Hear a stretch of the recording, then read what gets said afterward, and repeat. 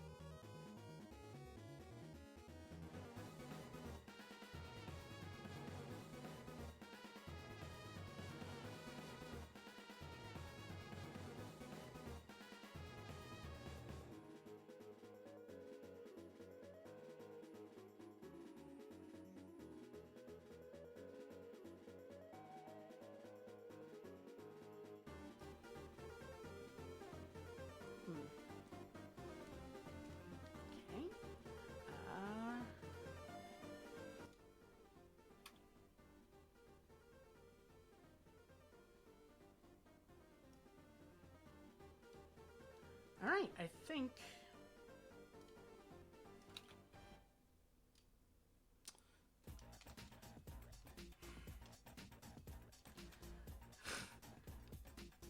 think the collab for some reason stopped on Oh, VTube did it? Studio. Well, we can Oops. just connect again, I guess. Uh,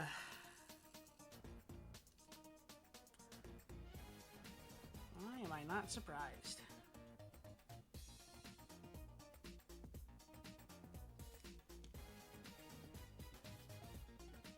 Well, this is fun. This will be like cinematic when you show up. Okay. You mind if I steal your art to post on YouTube? Of course.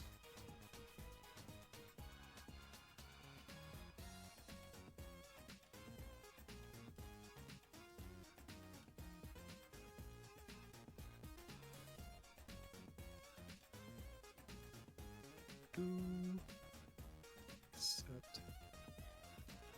Oh, that should fix it. Hopefully, I believe I'm here. Um.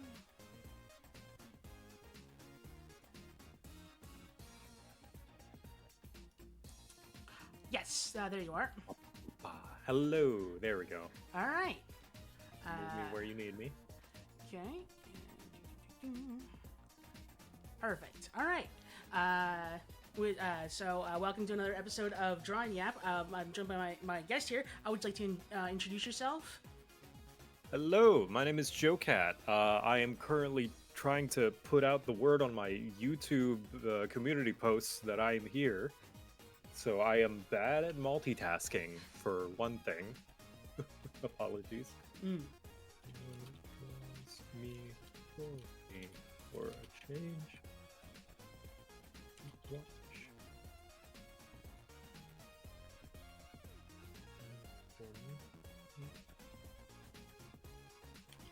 Asks me a bunch of questions.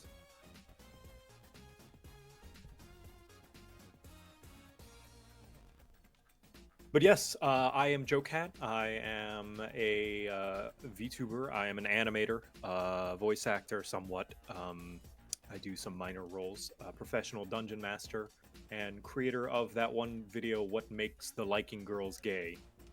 Mm. You've probably heard of it. Yep. And how long you been doing this for? This being like content in general. Yeah, sure. Yeah, so I would say I would count starting YouTube as the beginning, which would be about 7-ish years ago. Yeah, Wow. I believe it was 2018 that I started doing YouTube stuff. Mm. As far as like art and drawing and like animation and that stuff, I've been doing it all my life. Uh, yeah. Mm. And then what Graphic made you? design and comics. And then I guess when and also what made you decide to go into VTubing? Well, I already kind of had a virtual avatar already, doing animation and having a representative persona is just kind of a natural thing. And Yeah. I was never much one to show my face on camera. So having a VTuber model just seemed like the natural way to go as far as that. I get to have my more animated 2D design character while giving people something to look at, which Mm. is nice. Yeah. If it came down to it, though, given the choice between like showing my face or not showing my face, I would choose to show my face, and I wouldn't be too beaten up if I never used a VTuber model. I would just use the PNG. Yeah. Right. And then I guess on to the next question. What inspired this design? Because I know your previous one was very, very different to what you have Yes. now. So this one actually was not designed by me.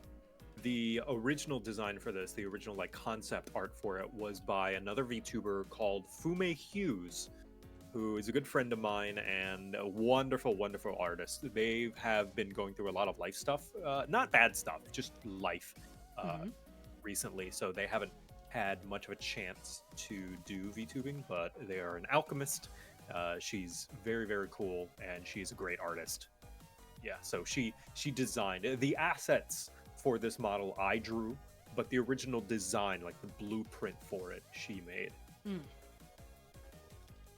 Yeah, okay. Um, and then I guess to further go into that, what made you, I guess, like change to this from the previous thing? When like what stopped you from having a VTube Studio model with the Wiggler head? Well, the Wiggler head, firstly, whoops, the Wiggler head, firstly, is because of the fact that that is intellectual property of Capcom. I don't own that, and much as most companies would be nice about just letting you use it, like I know Turtwig, there's a Turtwig streamer who uses like Turtwig as their branding and stuff like that. They're able to get away with that. But if I were to ever want to sell merch, or get do more business stuff involving my model and my brand, I worry about running into certain legal problems. Right. So that's one reason why I haven't used the Wiggler head. But also, the other reason is because on live streams, I'm more my genuine self. It is less performative. Like it's still some performative to an extent, but it's more natural. And so I am using a model that more represents me on the inside. I feel more represents what I like and makes me happier. But as for why go to this one compared to the original one that I had, that was more of a typical sweater, more I'll say generic design, just to kind of change things up, switch things up, and lean more into a theme, because I feel as though having a theme is, having a VTuber model gives you an opportunity to do a theme, and I feel as though I wouldn't be really using the full potential if I didn't do somewhat of a theme. So it's very much themed around being a tavern keeper. The puffy fantasy pirate shirt sleeves for one, and yeah. So it's not fully. It's kind of like half and half. You could make an argument that it's still kind of generic modern day, and you wouldn't be wrong necessarily, but there are some aspects that I do like that draw upon fantasy, because I like fantasy. I'm a D&D player. Right. So, yeah, and those were the suggestions that I gave to Fume when she drew the concept for this design. Nice. And so when you see like other VTubers kind of just like scrolling through social media and stuff like that, is it what kind of what about a design kind of like makes you sort of stop and think, ooh, maybe I should follow this person? This is going to be really, I say this with the understanding that this isn't easy, right? Like I'll say this, but it's like easier said than done, and that's a distinct design. Not just design, but like style as well. I feel as though a lot of VTubers, me included, not that there's anything wrong with it, pull from Japanese anime style, very heavily influenced by that, since the first, instances of VTubers did come out of Japan. Kizuna AI and that, Hollow Live and all that deal. But even with that, I feel as though you can still have a distinct design. And this is a personal thing. I am more drawn to simpler designs. I feel as though there is a sort of feature creep, design creep that is happening in the VTuber space, where everyone's trying to kind of out-detail each other.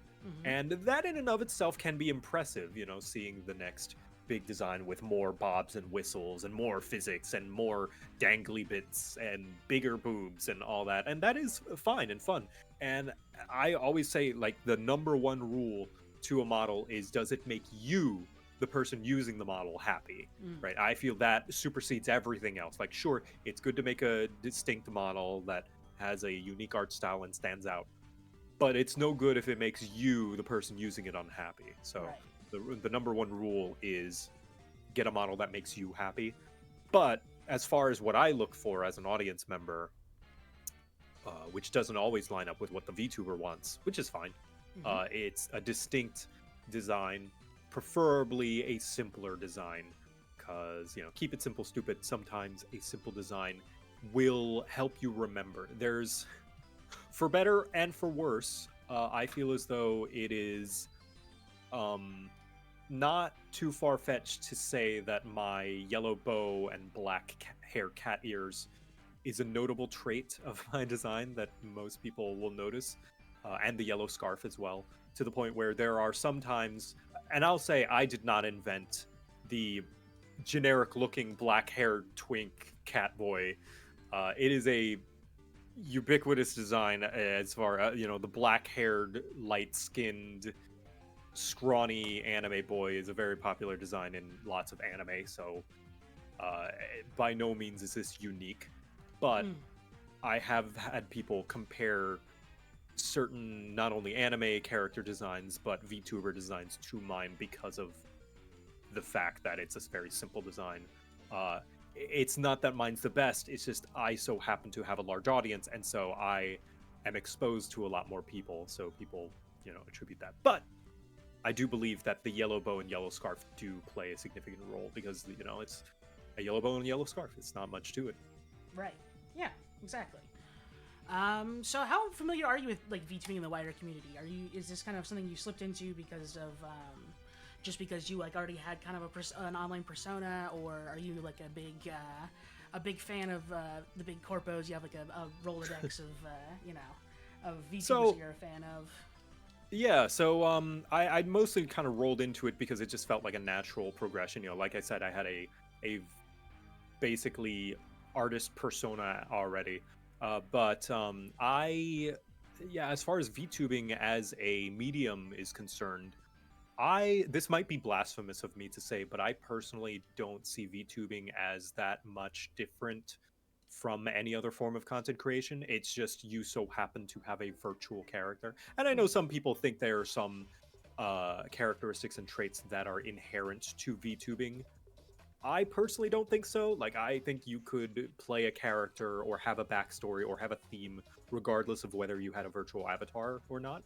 Mm-hmm. But maybe there are some aspects of VTubing that are unique to it, that are mutually exclusive to it compared to other forms of live streaming that I am not aware of. I don't know. I learn things. I don't know everything. I learn new things every day, and I'm sure there are some things. But yeah, like to me, I watch content creators regardless of whether they're a VTuber or not. There are some VTubers that I watch that make good content, and there are some people who make good content who are not VTubers that I watch. So I wouldn't say that that is a big factor for me, although it can be sometimes. Uh, Most notably, there have been instances where I did watch someone because they were a VTuber, then realized I wasn't a fan of their content. Not that their content was bad; it just wasn't for me. Mm. But that's helped. That's the reason why I've come to the conclusion that it's like there's nothing about VTubing that necessarily draws me to it aside from the initial presentation of it, but then it needs substance beyond that. So, Mm. yeah. Yeah. I don't know if that answers the question well enough. Yeah. I'd say so. Definitely. Yeah. And Um, also, talking about the simple designs, I did want to extend the compliments to you because I believe your model is an example of a simple but distinct design. There's not too much overbearing it, and I think it is good that it's got its own like little gimmicks, like the sharp kind of elf slash monster ears and the horns that are not too overly detailed, and the sweater and the fluffy fur coat. I think you've done a great job. Thank you. I appreciate it. Yeah. Yeah. A fellow turtleneck enjoyer. I see. Yeah. Um, Nothing like being lightly choked around the neck, right? Exactly. Exactly. Uh, so say you decided you just woke up back to the day you kind of decided to switch from your previous persona to becoming a VTuber, and everything after that had all just been like one dream, a big dream. Would you want to do anything differently?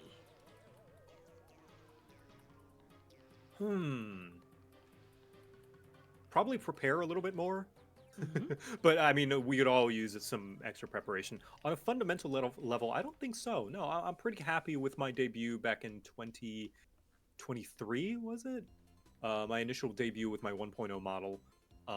Like, sure, I have a new model now that has replaced it, but I probably would have still gone through the same avenues to get that first model done by the person who did it because Hmm. I am still very, very happy with it. The only reason I updated the model was partly just rebrand, not rebrand, but like reboot somewhat, re-debut, and also just because over time technology improves. And you may notice my compliments to my rigger, Sherry VT.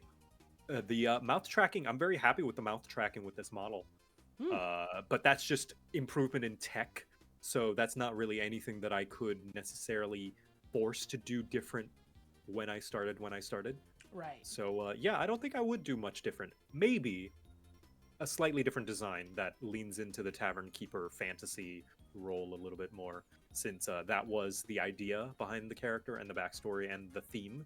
But I feel as though the 1.0 model didn't really fit into that or play into that all that much. Hmm. So probably that.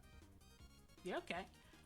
Um, what do you like most about streaming? Like, what's your favorite thing about doing this? Oh, absolutely. Being able to interact with an audience in real time. Like, it is probably the most accessible way for me personally to interact with my audience and quickly answer questions. Because, my audience has a lot of questions sometimes, and I could answer them in comments on YouTube videos or in, a Discord or a subreddit. But I personally like the convenience of it being in a verbal medium where I can quickly look, read it over, and just answer it live. I know some people have discords. Like official fan discords for their audience. Hmm. I am not someone who is able to handle that mentally. So I did have one before, but I just ended up not saying anything in it because I realized it would just take up my whole day. Right. Right. So, yeah, I love the live real time interactivity. In fact, I am currently making art assets for something that takes advantage of that called Stream Defense, where it is an indie game being programmed by Archon the Wizard, and I just came in and started replacing the art because I was like, this is a great game. It deserves art that doesn't look like garbage. uh, and credit to him, he let me on board, and I've been slowly replacing the art since.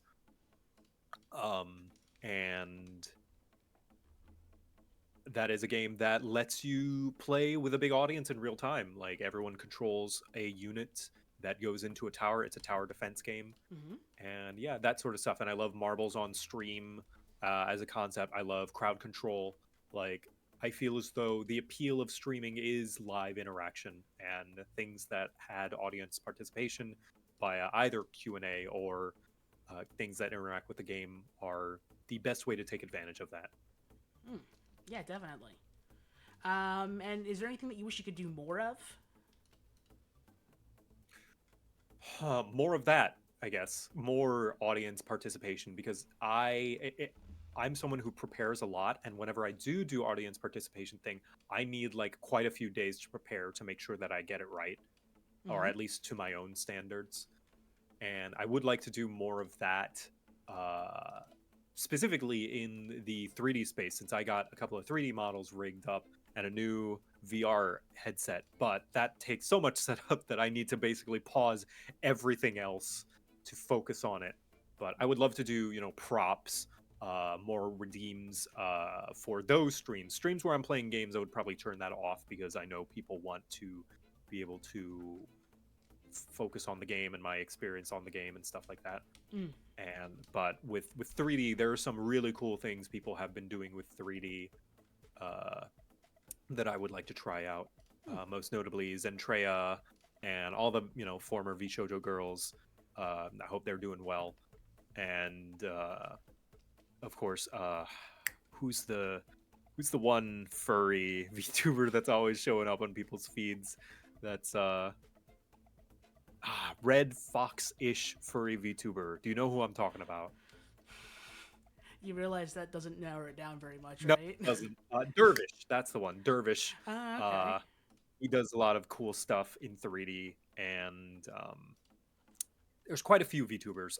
Some furries in general have been doing a great job implementing effectively ASL, American Sign Language, in VR chat.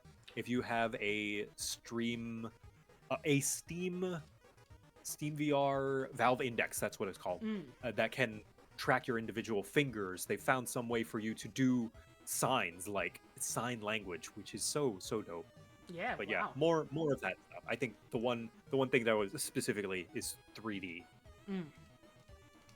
Okay. Okay. Cool. Cool. Cool. What is your least favorite part of streaming?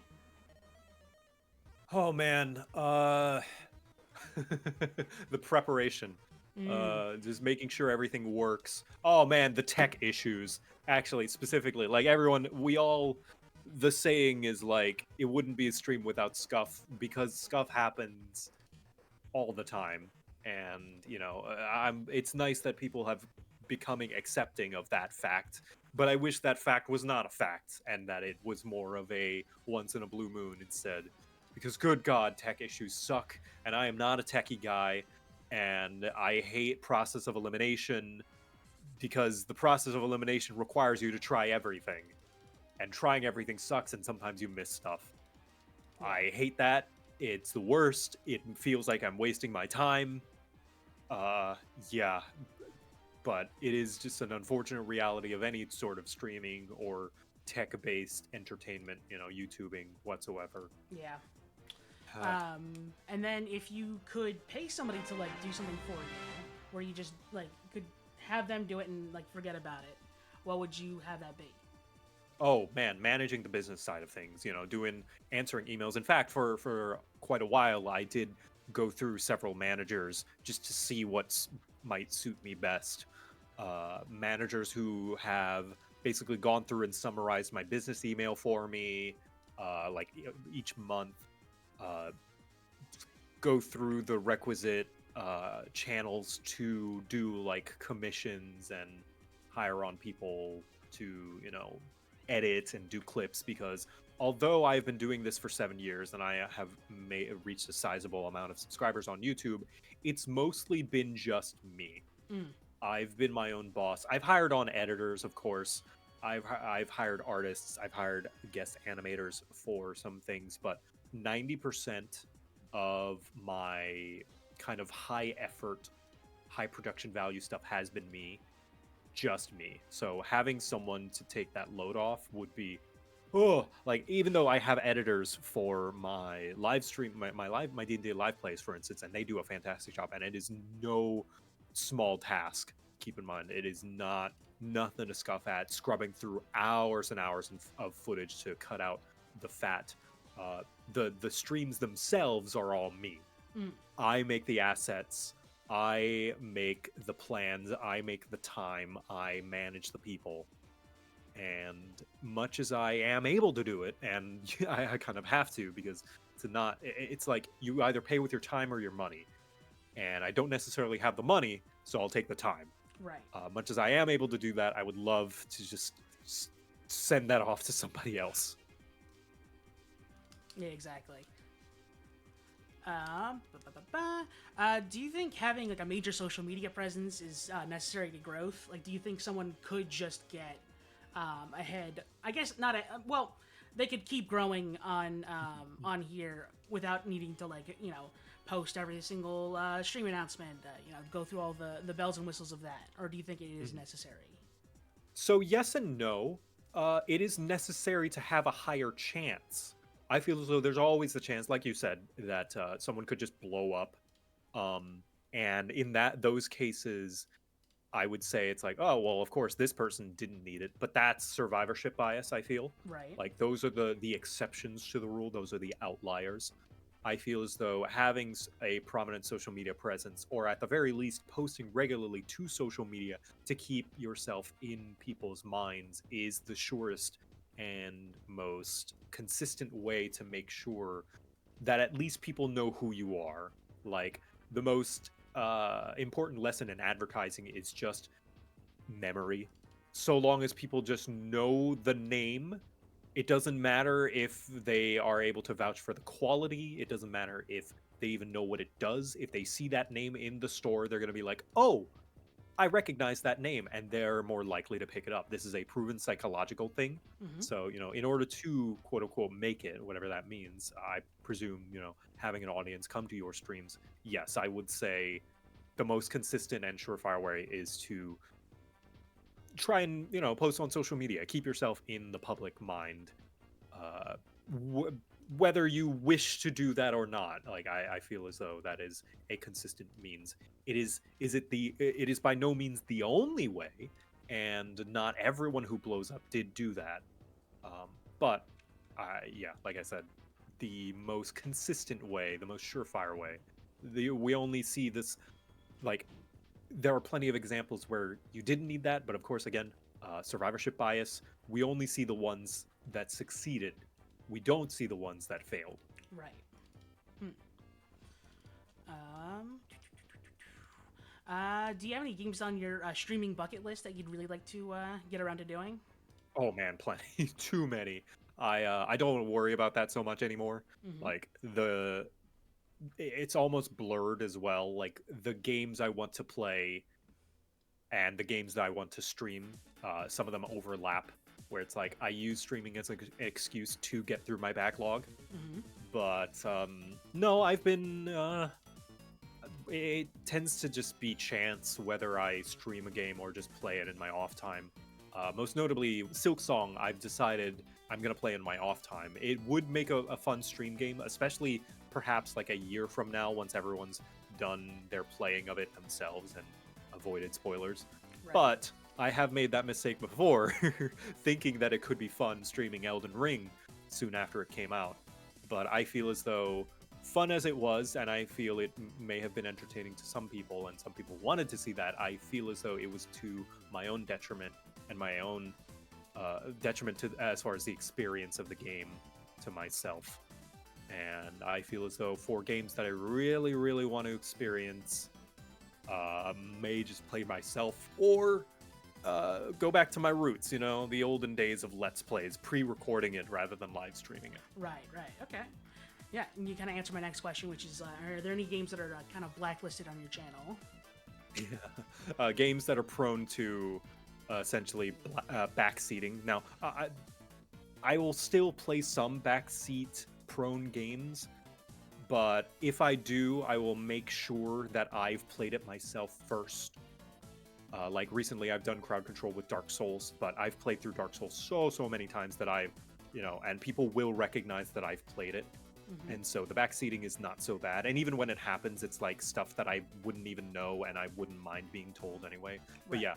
yeah, Blacklist is like backseat heavy games and games that you really, really should experience yourself. Things like Outer Wilds, Near Automata, which I still have yet to play. Story heavy games where you want to focus on the game. Now, may I make exceptions? Yeah, probably, maybe, if some people really, really want to watch it, but it's going to have to weigh heavily against whether it's going to negatively affect my personal experience, because I believe at the end of the day, and I'll probably be saying this again and again, I believe at the end of the day, you should look out for yourself first. When it comes to content creation, your mental health is very important, and your happiness is very important, and you should not sacrifice that for the sake of content. And I've been holding true to that all my years of making content, and just to say, an extension that it's like that is why I would play it myself. So yeah, games that I want to dress up for, essentially, those are on the blacklist. Right. Yeah, makes total sense. ba, ba, ba, ba, ba. Do you have an Oshi in the VTubing community? Do you have anyone that you kind of particularly look up to, that you're kind of like you sort of maybe not like a role model, but like someone that you kind of look up to and you want to perhaps emulate, or at least just want to support? Yeah, I would say there's several. A couple in particular, just because of how good they are at what they do. I don't know if I would go so far as to call them Oshis, but I do look up to them quite a bit. Like, even the term Oshi is like super fan, right? It's like I buy all their merch, and like I'm their biggest fan. I have them; they're a part of my identity and stuff like that. I wouldn't say I would go that far, but I do look up a lot to Shindigs and Uric Salad Bar. Mm. Uric Salad Bar, less of a VTuber, more of a just streamer who happens to have a VTube model somewhat. Mm-hmm. But his art is fantastic. His Yeah. presentation style. In fact, I stole his kind of daily check-in card, which he himself took from Shindigs. Mm. So yeah, and Shindigs I look up to just the fact that he is constantly coming up with some new fancy way to interact with the audience and have them participate. Like I said earlier, really take advantage of the fact that live audience participation. Mm. Mm. Yeah. And then, do you have any kind of like dream collab partners? Anyone that you really want to have on your stream at all?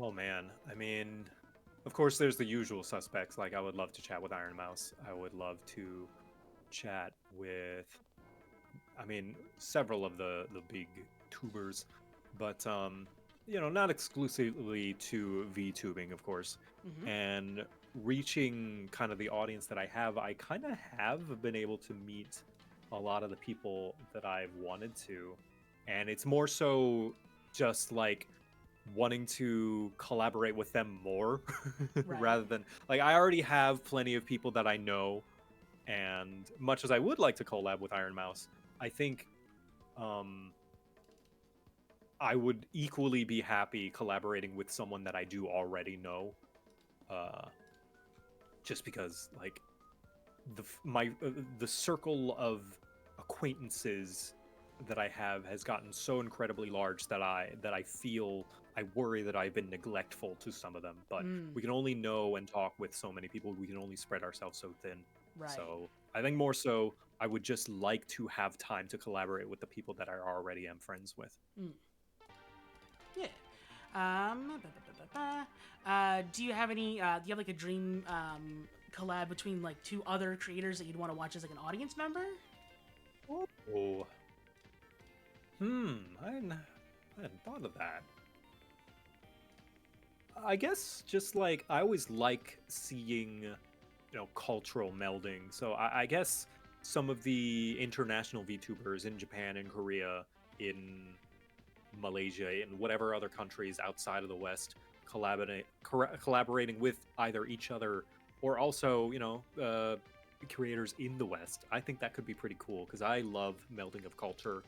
I love sharing similarities and differences and different lessons that we learn and the different ways in which we do content. I think that would be very cool. So no one in specific. And of course the language barrier can get in the way, but because VTubers and streamers have just been pushing tech in a really, really cool way, some people have been finding some ways to live translate, like Quackity, for instance.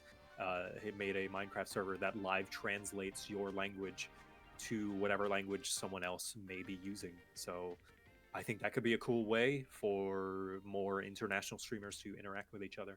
Yeah. So yeah, no one specific. I would just love to see that. Mm. And then who would you put on the Mount Rushmore of VTubing? Like the four that you So think this are one, kind of at the. Mm-hmm. yeah. So what do you mean by Mount Rushmore of VTubing? So I assume you're the reason you're asking is because you are putting specific like definitions on each of the presidents, like specifically. Right. So do you have like the I guess the like a list for that version of it? Because if you do, then I'd say let them rip. But if not, then Okay. you could just go with the four that you think are like the most iconic. Yeah. Okay. Most iconic. Could I also go with ones that are just pushing the medium? Yeah, the whatever you most think as are well? like the four that like you would make like a giant monument in the middle of a mountain for. Okay. Well, one of them, the first one, I would absolutely put Kizuna AI because Mhm. she is the first. She's the big one, right? Yep. She's the original. She's remember your roots. She would go there. The second one I would say is Iron Mouse, of course. Like that's an obvious choice. She is probably single-handedly funded like a third of the VTuber industry and pushing VTubing in the West very, very much so. Mhm. And also just showing the value in having a VTuber model for someone like her who is not able to, go outside, who isn't able to stream in a more traditional means, and, has a debilitating disease. And it's just a good way to show, like, hey, VTubing is for everyone, you know. Mm. The third, I guess I would potentially put. I know he's not the biggest VTuber, but and I just mentioned him, but I would put Shindigs. I know a lot of the stuff that he does is not necessarily exclusive to VTubers, but I think most things VTubers do are not exclusive to VTubers Sure. anyway. Like, again, not saying that's a rule. I'm not saying that I'm the arbiter of that interpretation. I'm sure maybe I'm ignorant to some things that some people are like, well, you have to be a VTuber to do this. Like, I don't know. But I would say Shindigs, I would go far as to say, happens to be a VTuber who is pushing a lot of cool streaming tech and cool streaming ideas. I would put him up there. Maybe some people would have contention with that considering he's not as big as the other two, but I do think that he is bringing a lot to the table. Mm-hmm. And the fourth, I would say, is Gura. The fourth I would put on Gura, mostly because she was probably the biggest instance of popularizing VTubing in the West.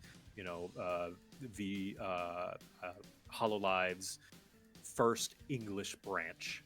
She was Right. part of the first English branch, and although there were English-speaking VTubers before her, I feel as though she was the one that popularized and kind of popularized the idea that it is not just a Japanese thing, that you can be English speaking, and bringing the popularity to the West. Mm. Yeah, So definitely. those are the four I would put there. And then, did you have a list for like the ones that fit to the like theming of each president, or or were you gonna think about it on the show? Nah, not fitting each president really, because I feel as though that it doesn't really encapsulate the uniqueness of VTubing, and I feel as though a VTuber Mount Rushmore would have to have people who are significant to VTubing, rather than just like who is like George Washington, who is like Abraham Lincoln. Yeah, yeah. Uh, That version is usually yeah. like the extra mile version of that question. Mhm. So Yeah. yeah, But no worries. given some thought, maybe I could find one like George Washington, probably Kizuna AI again because she's the first. Uh, Abraham Lincoln, I don't know who's old with a beard. Friggin' I don't know. Yeah, no worries. So for anyone out there who might feel like kind of discouraged, maybe only getting like 2 to 3 viewers in stream at a time, what do you think they could do to either grow past that or even just like be content with it? Something that I've constantly said over and over again. In fact, I want to print as a quote. This is the mantra I live by: make content like nobody's watching, because sometimes nobody will. Mm. And some people know that, they understand that, but they still want to push. But like, speaking as someone who has, had their viewership rise and fall all the time, if you have a certain goal for viewership, keep it incredibly low, and I'm saying single digits. I'm not saying that just because even then I would say don't have a viewership goal, because you may never get it. Mm. Like, and that is going to affect you mentally in ways that are just so devastating, when you push for.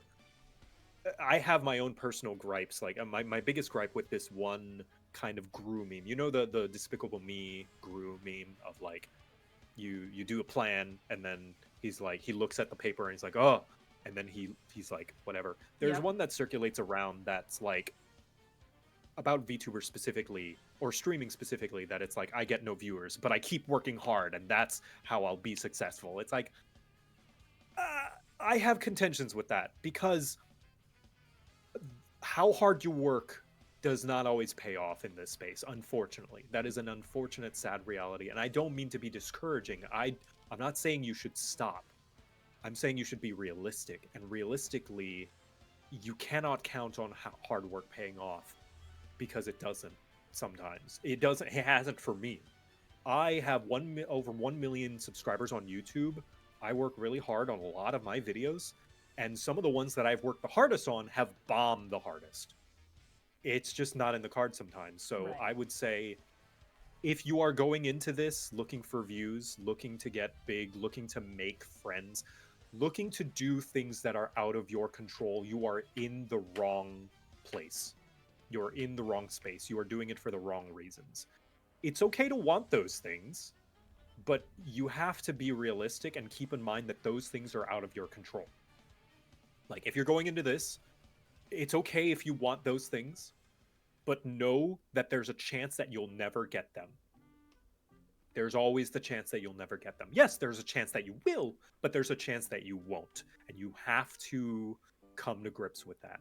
If you can't accept that, live streaming, making videos, making content is not for you, because you are going to destroy yourself chasing that. And for the chance, the chance comes that you never get it, and you're going to feel here's the saying that I said on Blue Sky a while back. The saying, if I just work hard enough I'll make it, is self-destructive, because what does it mean if you don't make it? It means that you didn't work hard enough, and I just don't think that's true. Right. You do work hard enough. There are factors outside of your control, be it the algorithm, be it other people's interest. That's a thing that is a hard pill to swallow. Sometimes nobody cares. And that's why I phrase it that way. Make content like nobody cares, because sometimes nobody will.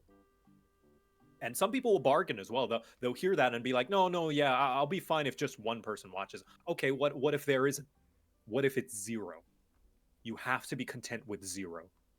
And that is the only reason that, like, I have been able to continue, because zero is relative. And what I mean by that is, like, zero to someone who just started streaming is just zero. Zero to someone in my position with 1 million subscribers is 1,000.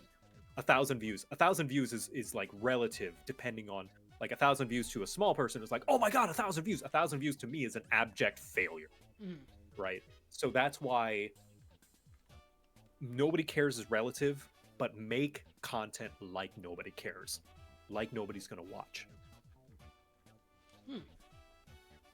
And also because, like, at the very least, like, if you make content for you that you're happy with, when inevitably that relative nobody, I say relative nobody because, like I said, at 1 million subscribers there are going to be some people that watch my videos no matter what, but it can feel like nobody when it's such a low number sometimes.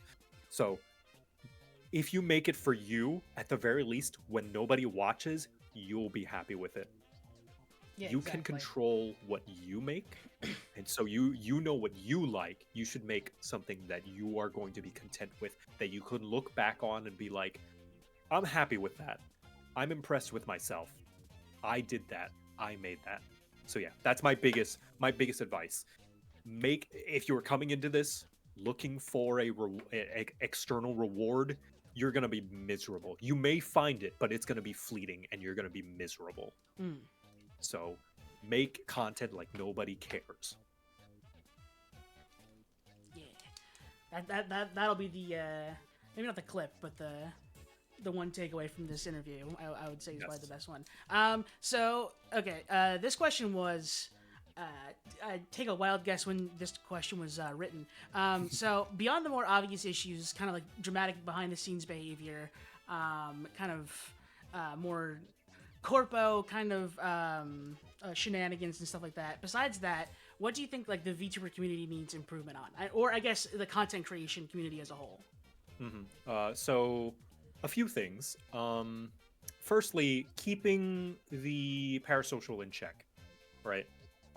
And I know that's kind of become a buzzword somewhat, and we joke about it. It's like, hey, don't mean to be parasocial, but I love you, man. It's like, so long as, like, people can say what they want, they can make jokes, whatever they want, so long as there is a full understanding that this is a job and that this relationship is it is transactional, right? At the end of the day, we're doing our jobs. We don't know each other. We can joke around, even go as far as to make sexual innuendos. And, you know, I know some VTubers go further in the lewd direction, which is totally valid and fine. And Mm-hmm. to the point of, you know, drawing their OCs with fans' OCs and stuff like that, or commissioning art, you know, and doing art commissions and very much playing into that.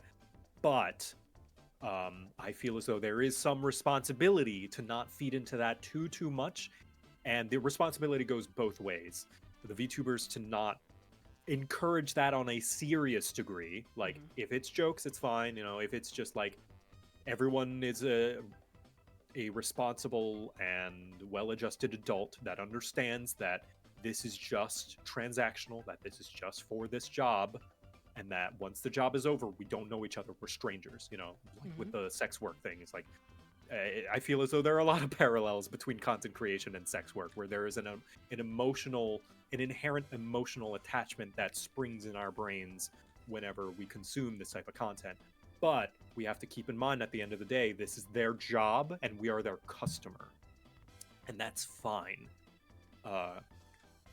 But the responsibility on the creator end and also the responsibility on the audience end to not trick themselves into believing that it's anything more than that. Now, if there is a content creator out there that is like, you guys are my friends, I am starting to realize, as I get older and as I gain more acquaintances, friend should be considered a stronger word than it is, right? It's like, you can have a lot of friends, but really, who is a friend? What is a friend and what is an acquaintance? And so, you know, the responsibility also falls on the creator of like, don't trick them. Don't try to take advantage of lonely people. There are a lot of lonely people on the internet who need help and sometimes need some companionship. Like, a little bit of parasocial is good, healthy even. It can help stave off this loneliness and make you feel like you are a part of, you know, this friend group and stuff.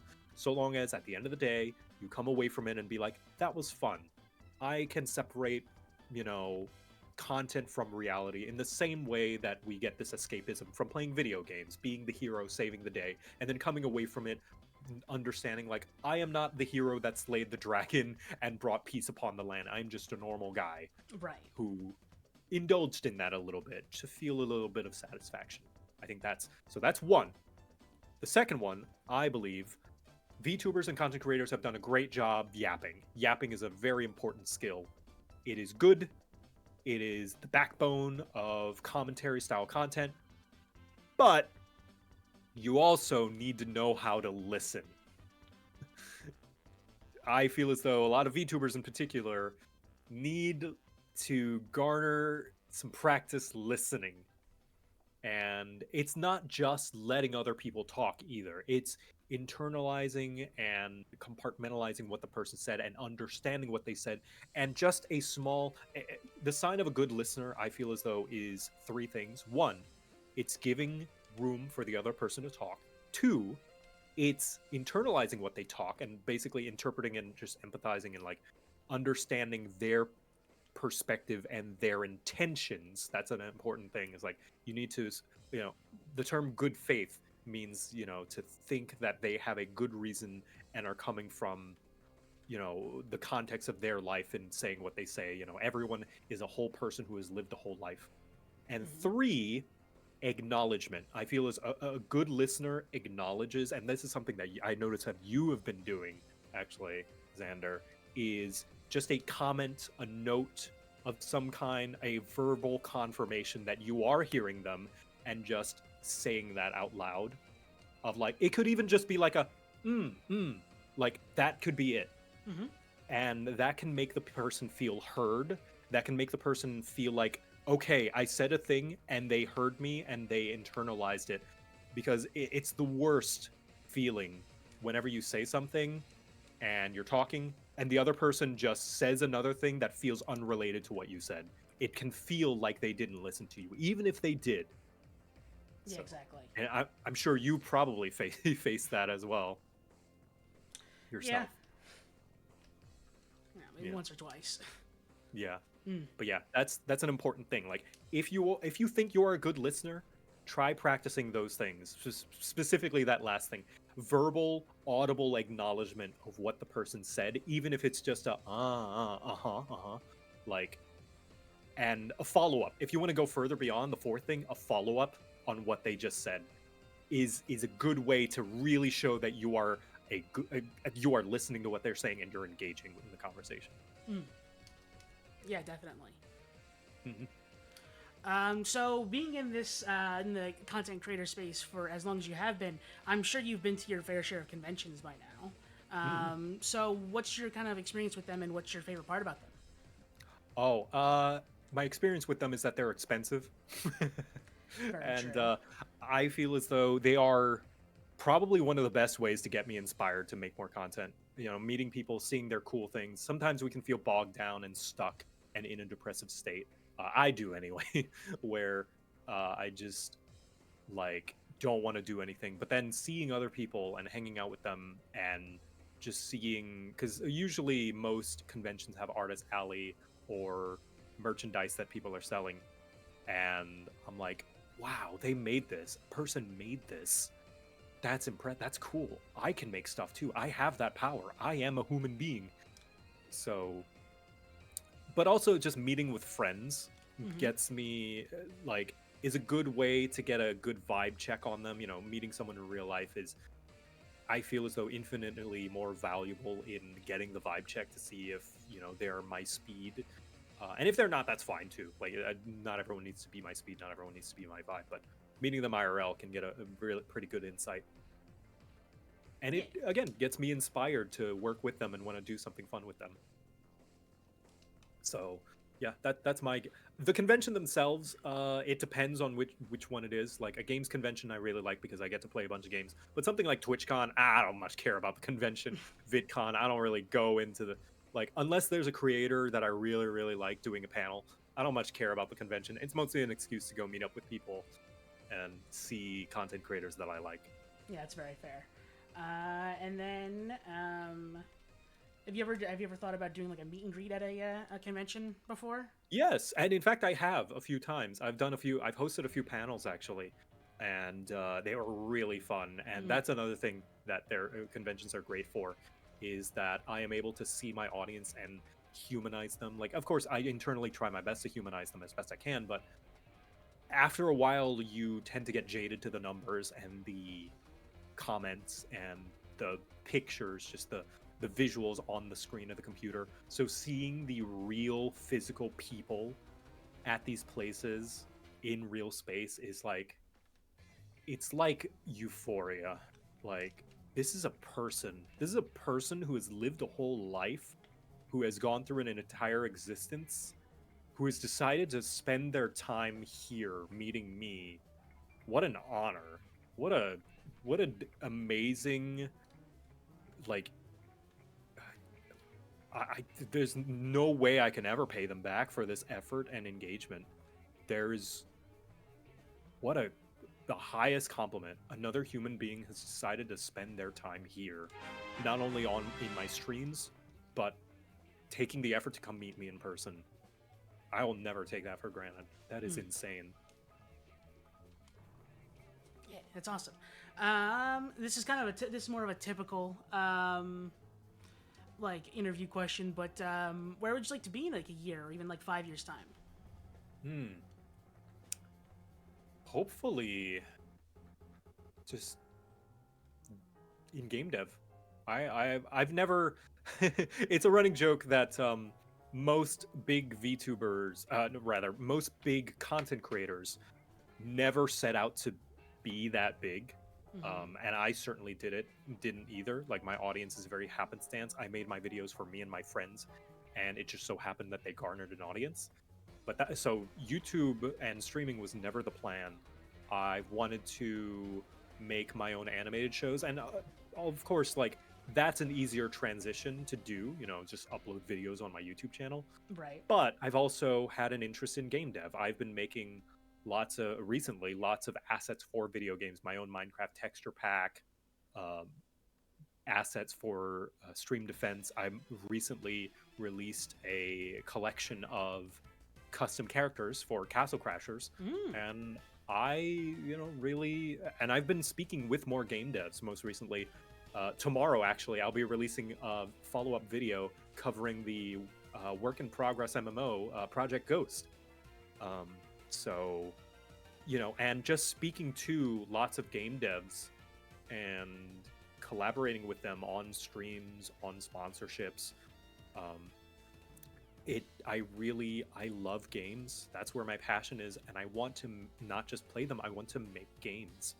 So ideally in a year, whether it's possible or not, I'm going to shoot for starting game dev, like actually making a game of my own.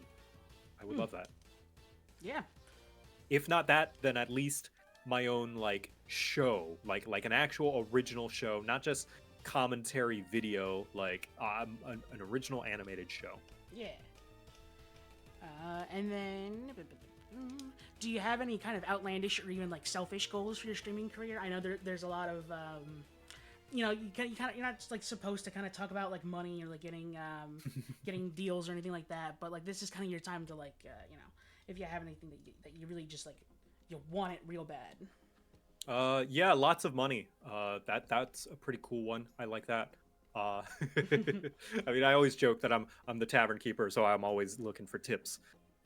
But mostly just to pay off certain bills and a mortgage.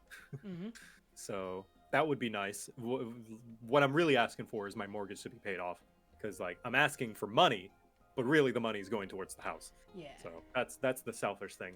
Otherwise, the other selfish thing is more hot big-chested VTubers fawning over me. I guess that'd be nice.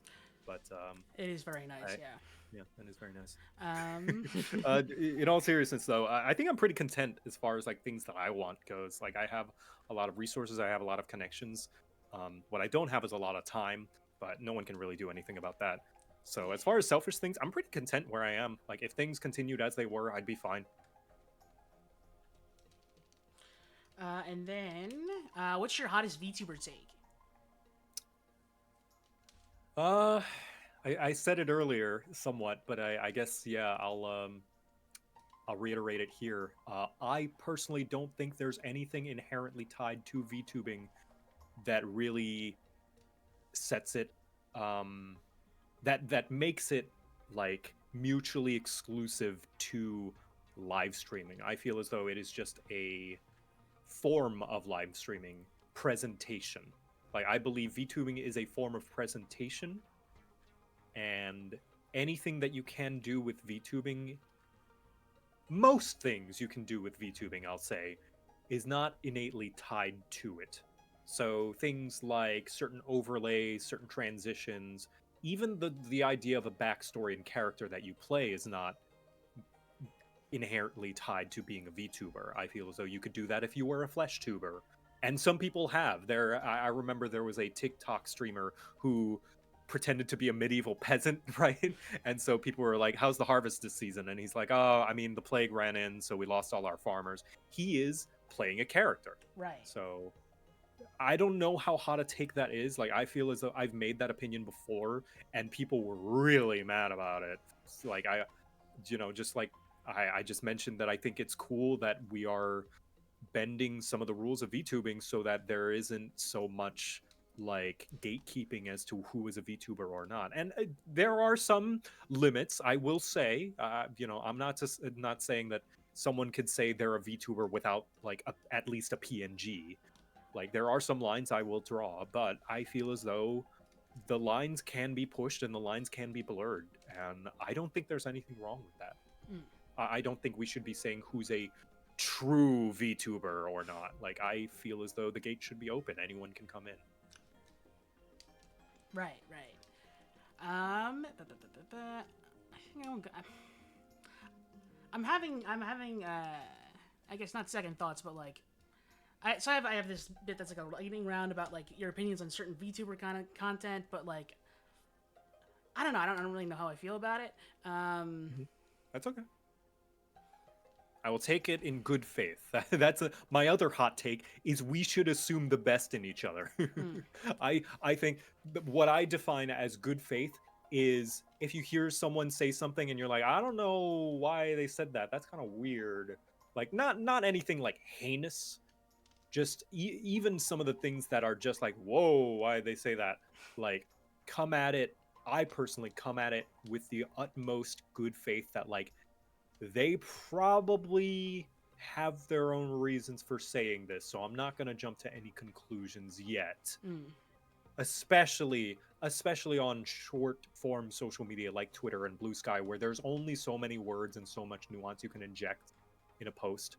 So unless it's like a long form essay or video, I think that's an important thing, is have some empathy and good faith that like they probably had a good reason, probably meant something with the good reason behind it, rather than the uncharitable interpretation. Don't pancake waffles things. Yeah. Yeah, why not? All right. So with the lightning round, I'll give you a kind of VTuber content, and I just kind of want your gut reaction on either creating that kind of content or even just like being like a viewer for that kind of content. Mm-hmm. Okay. So reaction videos. Fine. Add something to it. Don't just don't just watch and say nothing. Hot take: cut out parts where you're not saying anything. That's my hot take. Mm. Leave in laughs, leave in chuckles, leave in like ooh. But that's my hot take for React content. Cut out parts where you're not saying anything. Okay. Song covers. Good. Always been good. Fantastic. Great show of talent and skill. Yeah. And then original music to follow that up. Even better. Like, take the skill and talent required and production involved with just singing in general, and then making your own original song. Fantastic. Various like marathons, your subathons, follow-thons, donathons, those kinds of things. Good. Use it as an opportunity. If it's just a subathon that's just like a stream, your typical stream but longer. If it's something that you're using it as a chance to collab with people or do some cool gimmicks like Germa's Sims stream, Mm-hmm. Super duper cool. Love it. Please take care of yourselves. Know your limits. And then onto the gaming portion. So like competitive games, like anything that's like a ranked mode, your Marvel Rivals, your League of Legends, those kinds of things. Okay. Foster a positive community. Don't get toxic. Banter is okay so long as it's not like harsh insults. Keep it clean. Right. Speedrunning. Oh, fantastic! Some of the best content out there. Some of the best gaming content. It's like art. Love it. Challenge runs, your like Nuzlocke stuff like playing a game with only the Guitar Hero controller, those kinds of things. Same opinion. Some of my favorite. I sometimes throw it up in the background while I work, and then I get distracted because I'm engaged in watching it. The genre that has unfortunately become known as friend slop. That's just party. Listen, we used to call those party games, and people loved it when Achievement Hunter did their Let's Plays with it. I don't see any difference now just because we've attached the term slop to it. Yeah. I think it's great. It's a great genre of game, and it gives opportunity for people to really show their charisma and collaboration and chemistry between each other. I think Friend Slop is great. And then full plays, like going through the entirety of a game in not in one sitting, but like over a series. Also good. Similar to React, the appeal of React content. You get to see your favorite content creator go through one of your favorite games and see how they react to stuff. Please pay attention to the game. It's okay, streamers. It's okay if you turn off your notifications while you want to pay attention to important story stuff. Your audience will thank you. And then that is the lightning round. Yeah. Awesome. So next up is lore questions. These are, I will admit, in their kind of testing stage right now. I made them for a friend who was working out her lore, and I kind of wanted to give her a chance to like go over stuff out loud. But yeah, let me know. Let me know what you think. Okay. Do you prefer VTuber lore to be more simple or more detailed? Oh, more simple for sure. I feel as though a lot of VTubers have their lore, they have their backstory, and they don't really do anything with it. In fact, earlier in the year, I was thinking like, what if I ran one-on-one D&D sessions with VTubers to use their lore? And I did do one with Anarchy. It's Anarchy, the Muse Greek goddess VTuber, the Muse of cosplay, Yes, and that yes, was super I'm fun. familiar. Yeah, okay. Yeah. And I ran essentially a one-on-one D&D with her with my own homebrew tabletop system, and that was loads of fun. And I would like to do that more. It just takes a lot of prep time. Right, Uh, right. but I feel as though um, simple is best, Hmm. especially like even if you know for a fact that you plan on doing stuff with it, like simple is best to start out with. You don't want to throw too much at the audience, especially if it's original and it's new. Like you're throwing people into a new setting with new characters, new motivation and stuff like that, and a new idea. It's you don't want to give them too much to digest, right? Right. And furthermore, what are you doing it just to do it, or are you actually using it for something? Like for instance, I have a tavern. My backstory is very simple. Hmm. I am a tavern keeper. You come to the tavern to hang out. My stream is essentially me opening up the tavern for people to come in, maybe during their lunch break, to hang out. I do something entertaining, maybe, and they leave. That's it. Hmm. Like I don't have an elaborate like I made a joke backstory that I'm like a cursed cat or anything, but that's not actually relevant. Right. Like it's just I am a tavern keeper. I need money, so I'm opening up a tavern for people to come hang out, and that's it. That works for me. And so, because that's the extent, I am able to do things like have a guild check-in card, like for adventurers, because adventurers come into the tavern. Like that's what I'm using it, rather than just a paint job. I feel as though most VTubers use it, and to some extent, mine is still just a paint job, Hmm. and that's fine, right? But if you are going to really put a lot of care and effort into your backstory, please use it for something. Like Right. I like how Hololive have used their themes for certain animations. Like they have a animation team that do stuff, and I know some VTubers they use it to theme their songs. For instance, like that pirate VTuber in Hololive, like she makes a lot of like piratey yo-ho songs, which is Hmm. cool, you Yeah. know. So yeah, I would say simple is best. Um, how do you feel about VTubers like being like quote unquote being in character? Sort of tying their streaming personalities to their lore. Oh, I think it's great. It's fun. It's like a mascot, you know. Mascots are fun. You get to hang out. You get to be in on the joke essentially. Like those like that TikTok streamer who plays a peasant in a dungeon, people asking in-universe questions essentially like how's the harvest? Hey, did you see that Father John lost his third son who died at 20 of dysentery? Like, Right. it lets people be in on the joke. I think it's fun. Yeah, Hmm. I don't shame anyone who doesn't do that because it is a lot of energy. It's a lot of mind to keep that up, especially a lot of improv skills as well. But yeah, I like it a lot, and I can see the appeal of why some people believe that you should never be, break character.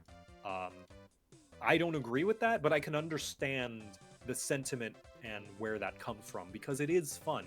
Some people come to streams for an escape, right? And that can be the ultimate escape is when they're just being in character.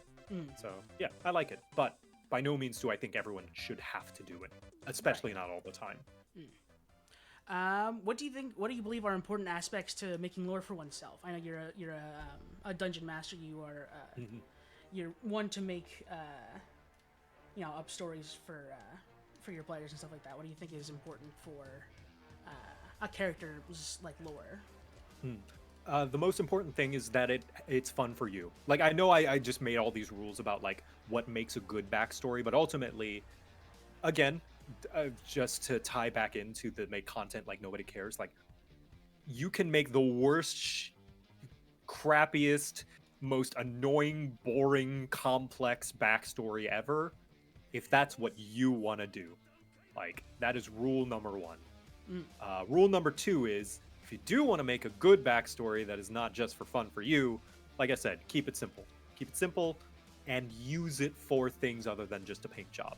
Like, it can be a paint job, it can be just for you, but making it simple and easy to follow and understand takes it from just a backstory to a decent backstory.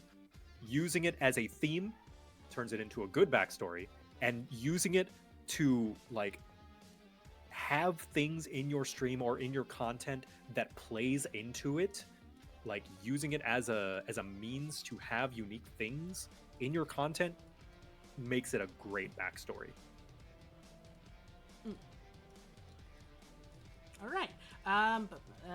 You already kind of did that with the elevator pitch. What inspired your lore? What made you decide to go with the tavern keeper idea? Well, of course, like you mentioned earlier, like I am a big fan of Dungeons and Dragons, and I like a good high fantasy typical tavern. Yeah, like I said earlier, it's just I like the idea that people come in on their lunch break. Notably, it's a tavern and not an inn because they don't stay here. And I know I sometimes like to watch content while I eat, so I thought the tavern was the perfect place. And some restaurants have membership cards, so I feel like that fits in with the theme that they come in, they subscribe, and they get benefits just as they would for a membership card to some kind of facility. Mm-hmm. And it plays very well into the idea of having a break. I'm having a lunch break just as a service worker, and I do believe presenting it in the service worker style very much lines up with how I believe content creation is very much related to service work. You are dealing with people, customer service. Yeah. So yeah, I like the idea of being a tavern keeper in that sense. Like fantasy, service worker, fits the theme, fits the thing that you're doing. People like to come in and eat. Mm.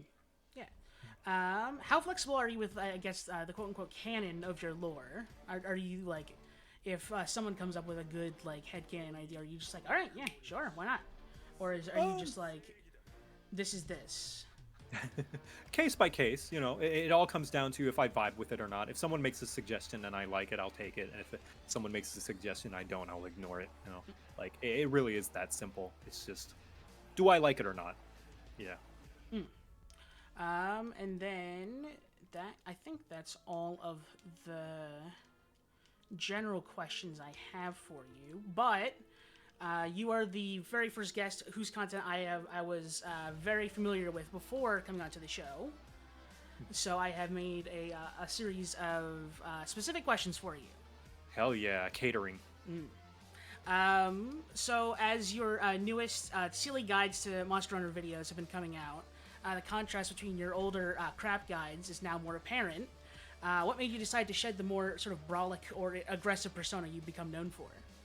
So many reasons. One of them primarily is it's just kind of exhausting to write and voice for.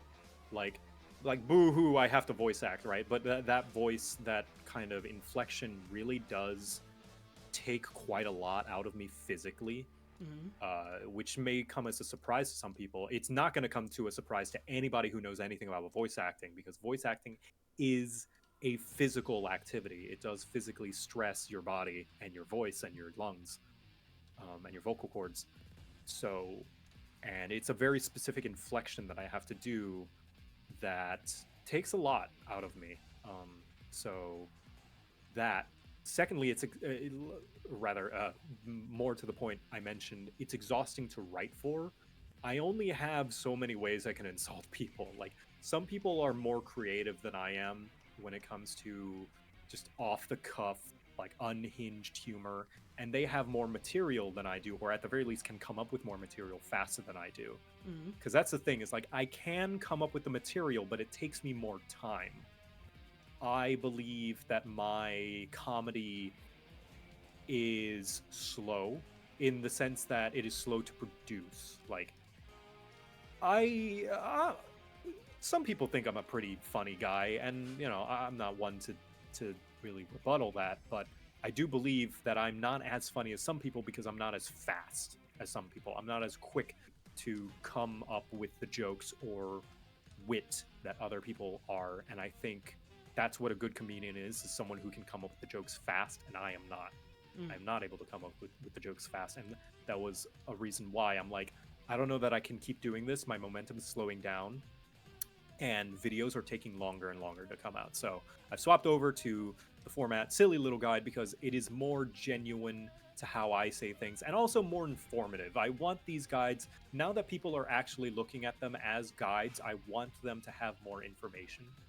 And you could, make an argument that the crap guides were both informative, equally as informative as they were comedic. And I personally believe I've made some sacrifices on the information front to make them comedy, but that's neither here nor there.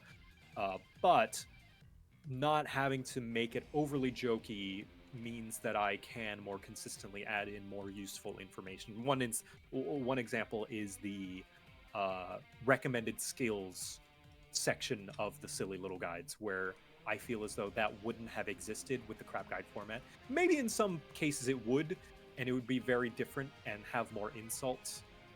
But again, like I said, I would be exhausted and just run out of material faster. Right. So yeah, and also it's easier and more mentally easier to just be more me. I feel as though the Silly Little Guides are more true to me, and it's more natural. It comes more naturally to me to just speak that way, the way I normally speak.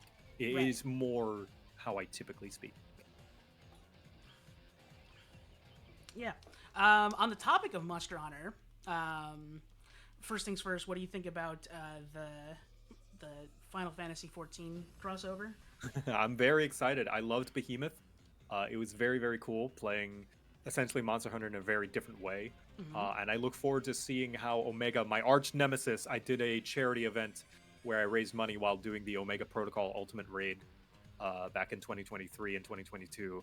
And my good God, I would consider Omega my nemesis, so I'm looking forward to taking it down one more time. So I'm looking forward to the wacky, crazy mechanics they're going to implement in there. And what is your favorite new monster in Wilds? I gotta say, I don't know what it is about the early game monsters that always catches my fancy, but I love Lalabarina and Quemetris, even though they are the second and third monster you hunt, essentially.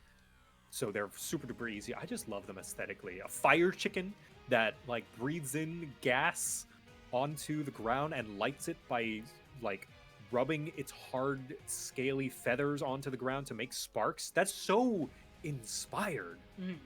And like Lalabarina being this beautiful, gorgeous rose flower, like rose red and white flower spider, is just beautiful. And I love all the armor and weapons for both. That's what like really pushes them over the threshold for me, is that the monster design is cool and the weapons and armor design is cool.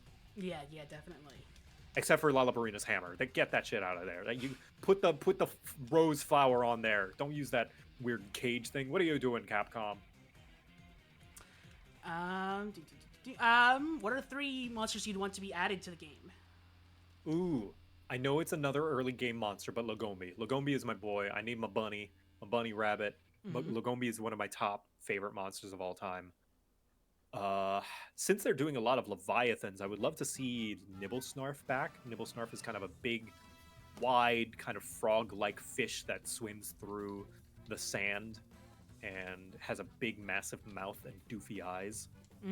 And my boy, Great Jaggy. Yet again, another early game monster. I love Great Jaggy. I feel as though Great Jaggy is the quintessential early game monster. Classic, cool early game armor, cool weapons. I miss my boy. Okay. And what's a crossover you'd want to have happen? I saw this question going around on Twitter when the 14 one was announced. That's a good question. Crossover.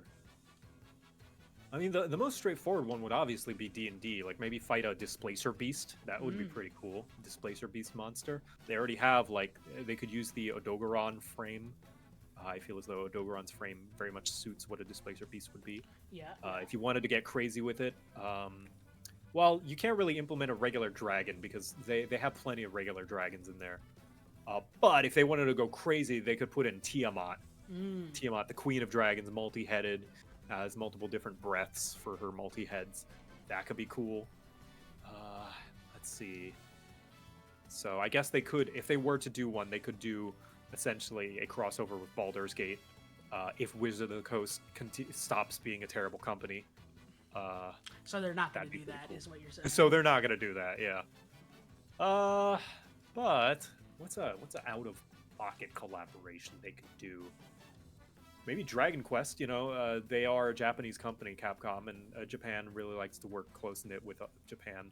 So maybe Yeah, something that'd cool be with good. Dragon Quest. That could be neat. Mhm. Ooh, or Pokemon. That'd be pretty cool. Something with Pokemon. I don't know what, but It would feel pretty bad though for like the you know, the actual like hunting of the monsters. But I see what you're saying. yeah, yeah.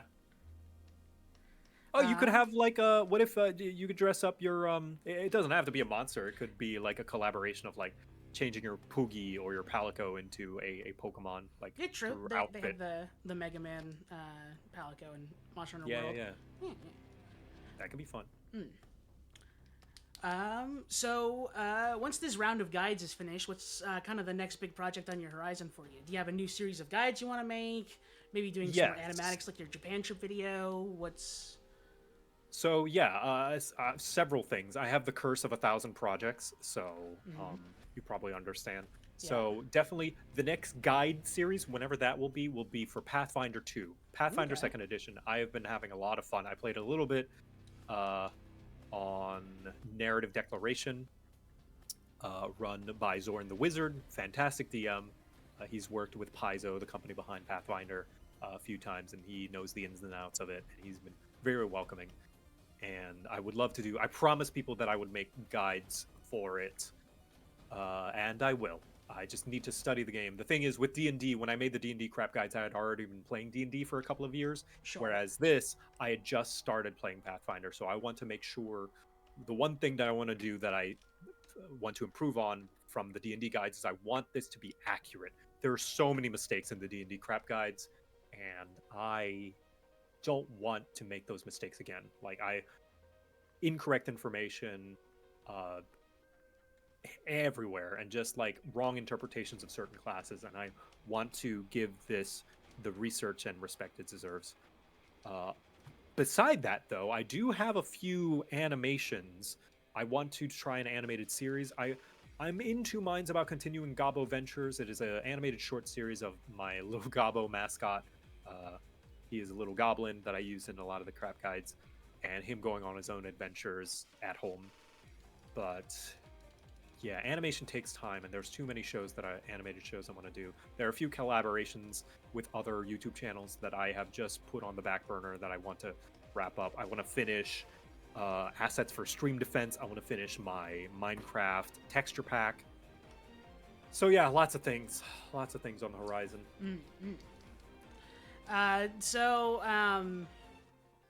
Kind of onto this question now. So it's a pretty decent chance that anyone, if anyone knows you, they know you from the infamous video, I Like Girls dash Jocat animation. With 13 million views on YouTube and God knows how many more from subsequent Twitter re-uploads over the next few years. But let me just say first, immaculate taste of ladies you Thank picked you. for the video. But onto the question, what was, or I guess slash is, it like being the creator of a video that blows up like that? And I guess more specifically, one that inexplicably garnered as much hate as it did. Okay, so well, initially, great. A lot of people, I think, tend to not either forget or not realize that the initial response to that video was universally positive.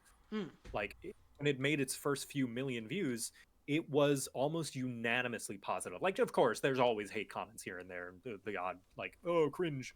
Yeah, Like, sure. it was not to the same degree. It was like the same normal typical proportions you would expect. So many content creators complimented it, even in my initial Twitter post of it, um, including several female content creators as well. Like I know many accusations about my questions about my character and my relationship with women have come into question since that video's upload. But like I am friends with a lot of women, a lot of female content creators, uh, and they not only didn't see a problem with it, they also encouraged the idea of the video as well when proposed to them. In fact, encouraged the bit. I like so yeah, that. But when the hate waves started coming in, I kind of took it in stride initially because it was just some random weirdos and nobodies, and I was like, ah, whatever, and I joked about it. But then the initial hate wave was like really devastating and resulted in quite a few, as you could expect, um, more difficult to deal with troubles rather than just the odd comment. You know, the threats of violence, the horrible attachments to messages, um, and of course, the first ever wave of doxing that I got, that of course I stayed silent about because when you draw attention to it, it confirms that they got the address right. Because there's always the chance that they don't know if that's your address, so they're probing. So when you draw attention to it, you're drawing attention to it, right? And you risk doxing yourself even more. I remember getting some comments that very much dismissed my call that it was doxing attempts, and I use that phrase attempts because of the fact that I didn't draw attention to it to try and hide it, of course, Right. to not confirm to the doxer that they got the address right. Yes, Streisand effect, essentially what Criterion is saying in the audience. Yeah. um, I didn't want a Streisand effect in it, but that's not to dismiss that the doxing did happen. They got my address, they posted it online publicly, and I didn't want people to see it. So what do? I have to ignore it. I can't engage with it. I can't draw attention to it. But then that was the first thing, and I took a little bit of a break because it was a devastating blow. I was like, why? I didn't realize people would have such a violent, averse reaction to this. Like there are some people who are like, "What did you think would happen? I thought people would be normal." Like, of course, yeah, on the internet, but like no one, literally zero people in my friend circle, which is a pretty big friend circle. I ran this by a lot of people, and I'm very conscious about my role in society as a man in a patriarchal society. Oh no, buzzword, you know, Yeah. it is a fact that I feel as though it's not far fetched to say that the majority of society is run by men, right? Men in power. The majority of people in power are men. And so we live in a very man centric world, for better or for worse. I'm not making any opinions on that, but like I acknowledge my place in society as a man and that there are some creeps out there and that some men do put on a mask, the nice guy. Some men present themselves in a certain way as a means to creep on women. I understand that. And I have made a lot of effort and done a lot of self-growing to keep those biases, those certain behaviors in check to make sure that I don't do that. And I went into this with the full acknowledgement that I have done the work, that I have run this by people, that it may potentially hurt, that it may potentially creep out. And literally all of them said, yeah, this is fine.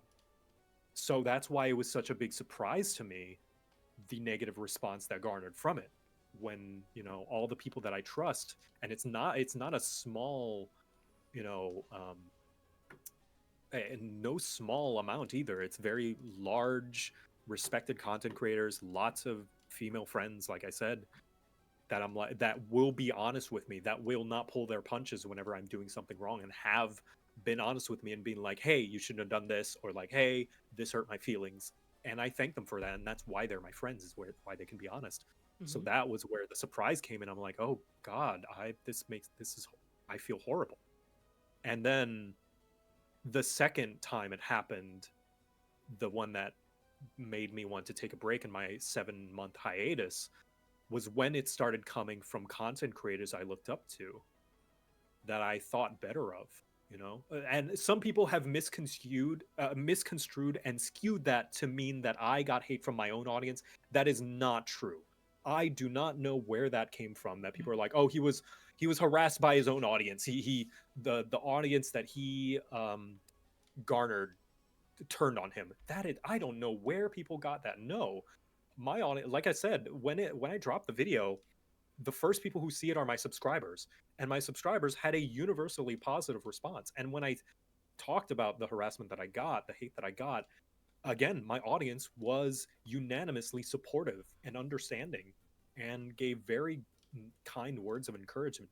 I have no idea where this idea that that I was harassed by the very audience I garnered came from. I don't know, but I bet it's from people pancake waffling me saying that some of it came from people that I looked up to, which it did. Some channels that I watched that I thought better of, that I even looked up to, like that I had even admired and saw as role models, were partaking in the bullying, and that was a big blow to the head. Now, I am not entitled to anybody liking me. Like, if you don't like the video, that's fine. If you don't like me, that's fine. I like, these are at the end of the day strangers, both the random nobodies and the content creators. It was just a blow. It just didn't lessen the emotional impact that this person I looked up to, that I saw as an upstanding person that made content that I liked, that I watched, was saying such awful things about me, and it hurt. Mm. Like, regardless of whether or not I should care, it still hurt. And that was probably the worst thing to come out of it. Was um yeah, imagine your Oshi talking shit about you. It would suck. Yeah. Well, I'm again, I'm real sorry that you had to go through all of that. Yeah, it's over with, and I do hope I didn't go too long No, yakking no, about that. do not apologize for that. That is fine. Yeah, But I'm yeah, happy to share about it now. I will say the one silver lining that I can see from it is that through all of that, and like, it was very revealing in two ways. It was revealing in showing the people who are happy to just jump on the hate bandwagon, and revealing of as to what content creators are not worth my time, not worth my mental space, and not worth the rent in my head, because they have shown their true colors. mm, But just the same, other content creators and other people have shown their true colors, that they were willing to stand up for me and stand beside me. And it was very revealing who I could trust. mm, And that is the one positive that I feel has come from that, is like, I know who the helpers are now. yeah. Well, um, you've been in this content game for over 7 years now. What are some things that you like and dislike about making content now, as opposed to back Mm. then? I like that I get to make what I want to make. That's the biggest, greatest thing that I'll always be thankful for this job and never take for granted. It's why it's so hard for me. Like, I could absolutely, like, if I were to quit YouTube tomorrow, I could find a job. I could find work as a graphic designer, as an animator, as an artist, as an editor, a video editor, because I do edit 90% of my videos. The ones that I don't, it's not a small amount. It's the D&D live plays, of course, but like, anything that is not the D&D live plays, 90% of the time I'm editing them. Mm-hmm. Um, so I could find work, but I wouldn't be able to just make whatever I want anymore. That would Right. be really sad. And that is the best part about doing content on YouTube, on Twitch, is I get to make what I want rather than what someone else paid me for. Now, there's some overlap there. Like, I make things that people want to see, but I do prioritize things that I want. Like, I try to find the best of both worlds, where it's something that I want that is also things that people want to see. But given the choice between the two, I would prioritize things that I want to make. The worst part is that I have to. Right. I have, like, the you gotta keep making a regular output of content consistently, and I am nothing if not inconsistent. I cannot keep a regular schedule to save my life.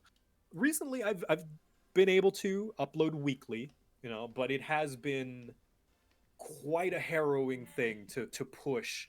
And of course, you could say, "Well, woe is you! You get to work your own hours, and now you suddenly have to treat it like a normal job." And like, yeah, but that's the benefit, right? It's like the benefits of doing this is that I get to work my own hours and take breaks when I need to, when I want to, and that is also very nice. Like that, that's also something I won't take for granted. Is like I am in a very privileged position that this is a very freeing job that I can do. I can be very flexible with, and I'm very grateful for.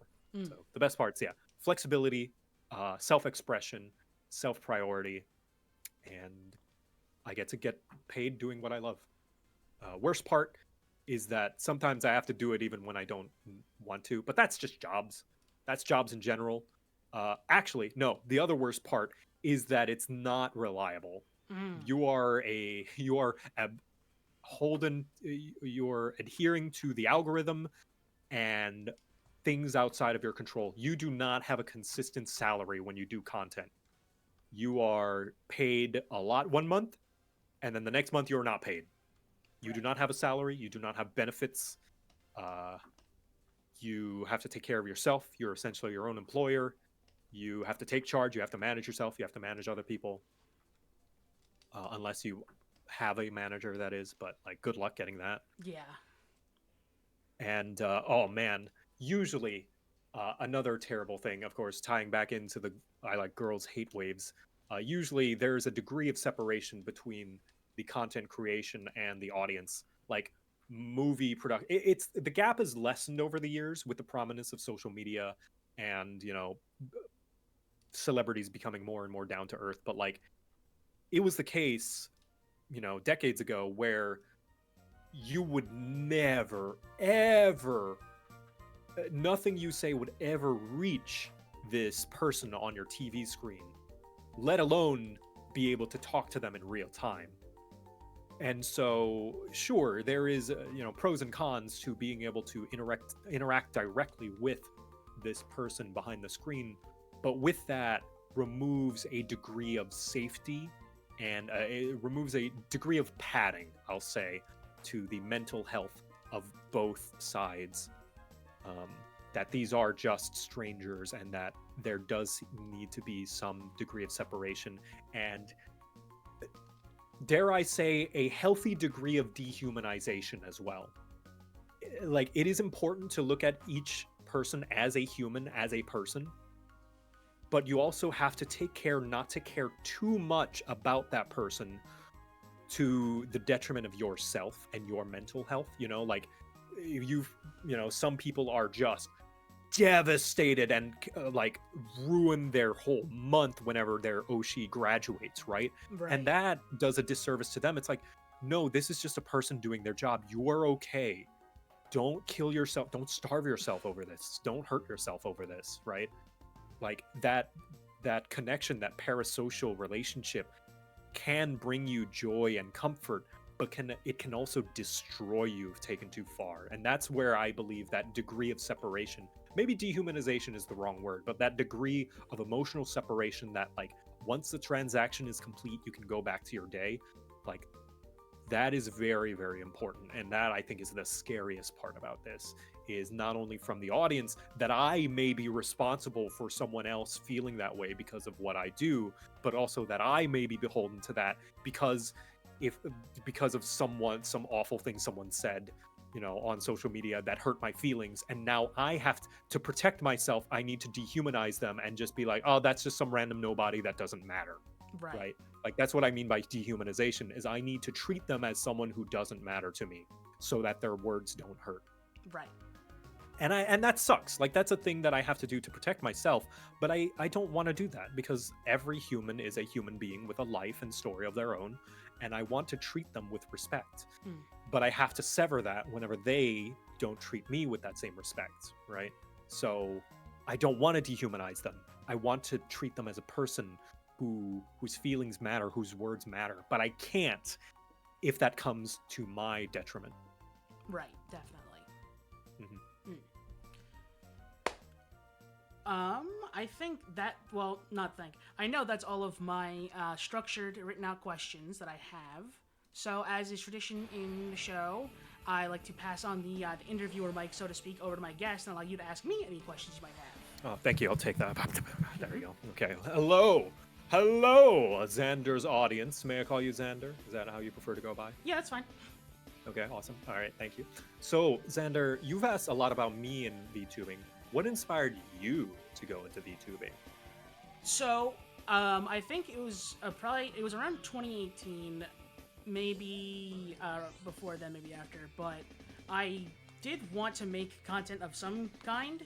I streamed like maybe once or twice, and it was like, this is okay. I didn't do face cam. I just did like nothing.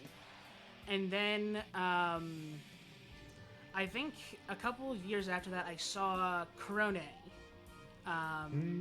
in when she was playing the first Mario Brothers game. Classic. And I was like, oh, like, because when I first saw Kazuna Ai, I was like, oh, this is like an AI thing. I had no idea. It was just like whatever. But Korone was like, I was like, oh, this is a Japanese woman who's doing this. Oh.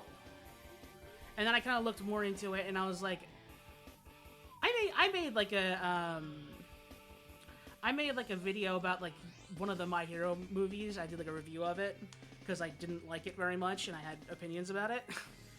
And I used like a drawing of myself for that. That was basically just a PNG tuber, and I was like, I could just like do this.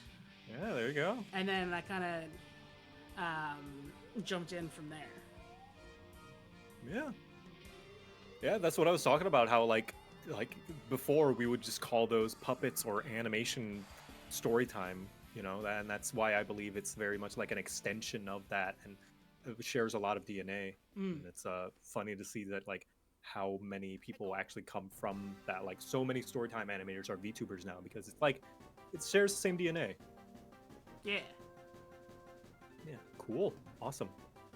Now then, what's next? So you've done this a few times with other VTubers. Here's something that I struggle with. It may come as a surprise to you, considering, you know, would you call me a big creator? I would. Okay, all right. Then I would say, may it come as a surprise that even a big creator might feel this.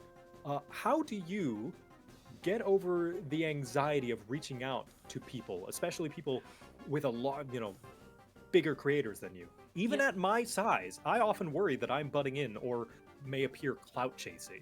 Yeah.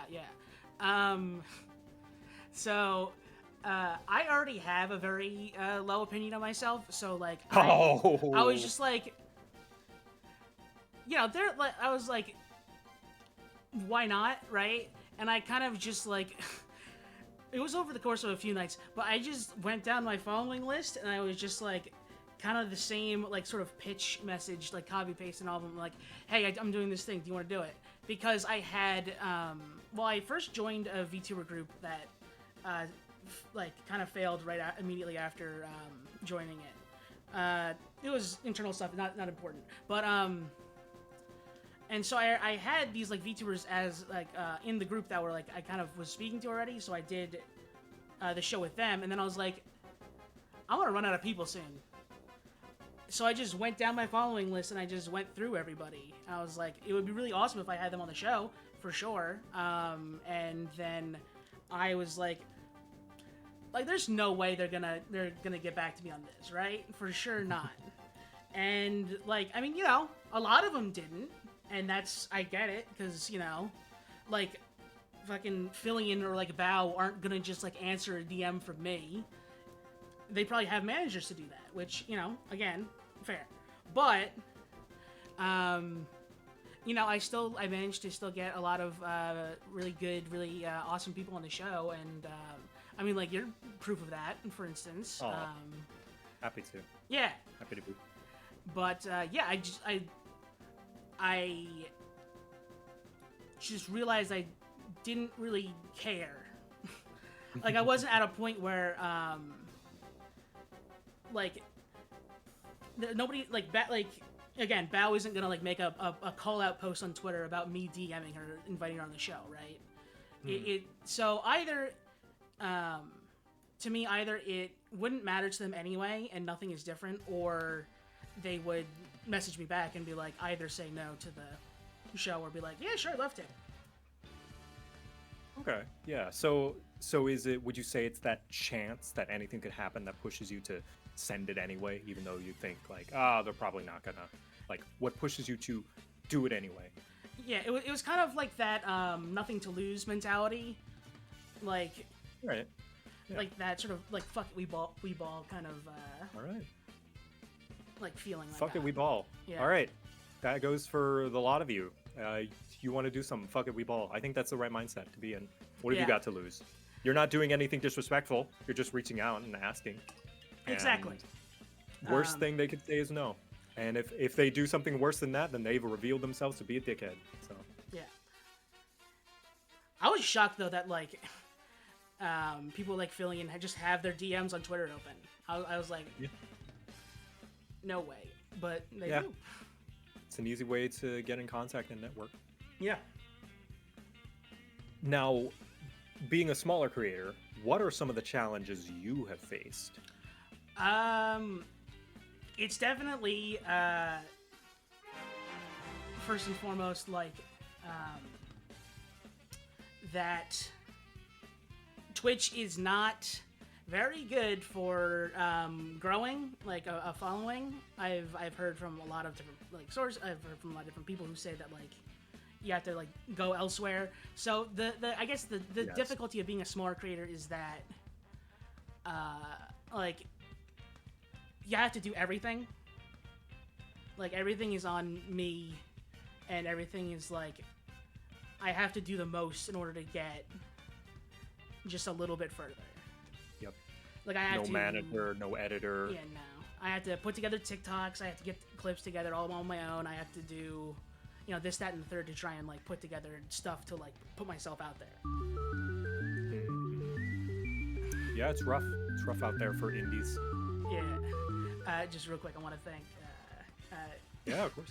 Gimpity for the 200 bits. I appreciate that. But yeah. Yep. Free will is both a blessing and a curse. Yeah.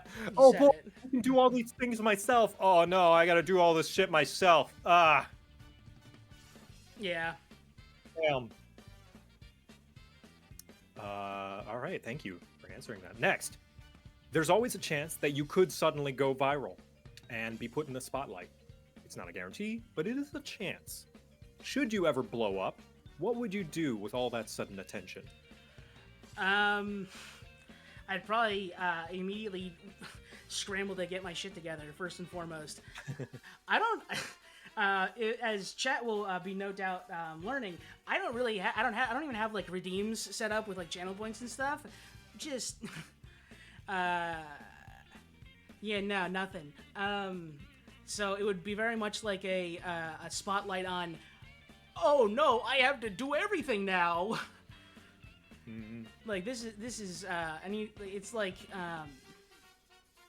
not preparing for like a stage play, and then you realize you sold out the cinema, and it's like, oops. Oh no, this is not good at all. We haven't put together any of the backgrounds. Yeah. Yep. Gotcha. So that would be the first thing I would do.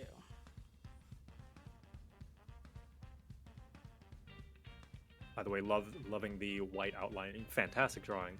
Thank you. Lovely art. Appreciate I love the white sticker outline out. Yeah, I love that too. Mm-hmm. So that's the first thing you would do after you got your shit together. Then what? I would probably. I'd probably just like reach out to like all of the like the creators that it's not that I didn't want to reach out to them. It's more that they don't have open DMs. So like I at least like attempt to make some kind of effort there. Immediately start chasing the clout. Got it. Exactly. Look, you I know, have clout now. I might as well use it. an interview show is only good until if I can get interviews. You know. Right, right, exactly, exactly.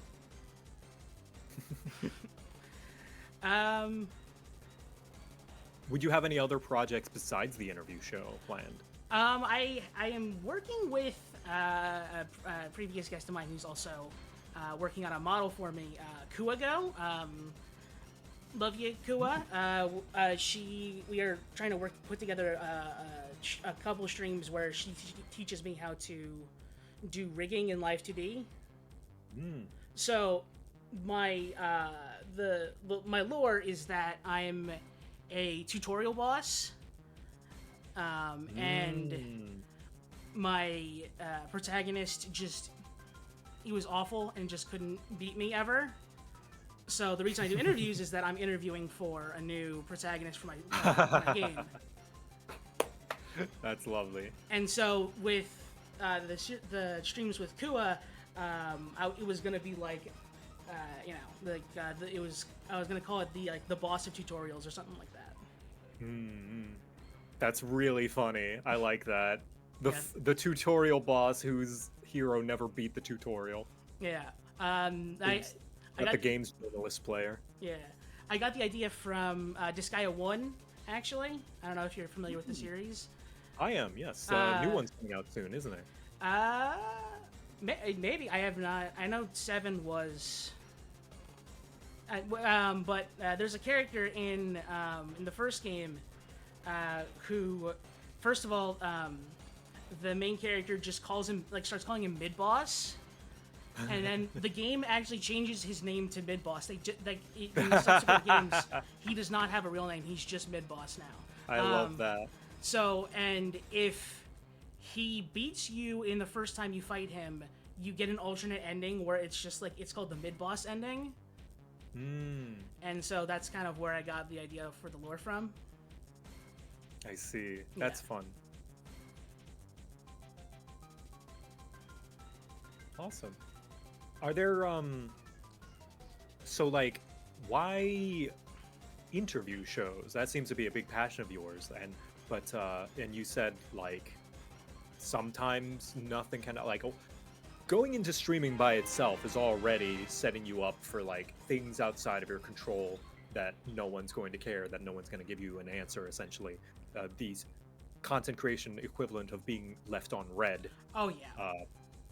So why double down and do an interview show where that can happen not only with the viewers but also the guests? Yeah. So why go into that? Yeah. So it was a combination of things.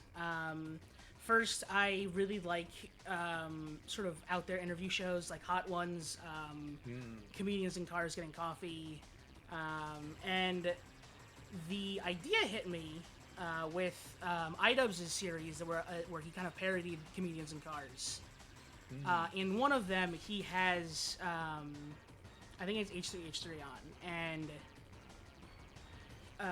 he says that the reason he likes doing the show is that he can make content and just eat whatever the food they're going to go get, while the guest does all the talking for him. And I noticed that when I tried doing art streams on my own, the term I've been using is word vomit. I cannot make coherent thoughts while I'm drawing just solo. It's awful. Yeah, I feel that. So multitasking hard. Yeah, so I figured this was a good way of effectively both collabing with people who just in general more people, and also being able to do art streams and just being able to get to know more people more as a form of content. That's clever. Yeah. I like that. That's really cool. Yeah. Good use of leaving the dead air to do something with. Yeah. Awesome. Yeah. I hope you the best of luck in getting some more cool guests. Thank you. None of them as cool as me, though, but... Oh, of course not. Now the inverse, the scary question. What would you do if you don't take off and your continues and relevance stay low? I think as long as I'm able to do to continue doing something similar to this, it could be with like I could be the like between affiliate and partner, like just for forever. I could have like the numbers. It could be like whatever, as long as I'm able to like just continue like making the show and like meeting more people, or even just like working with the same people again. I think I would be fine with that. It is a little tricky because money is getting to a point where it's getting tighter, but I have set it up in a way where I can do this like in my off time, and then it's not like a huge time commitment to do this. So you treat it kind of like a hobby. Yeah, exactly. That's good. I think that's the right way to go.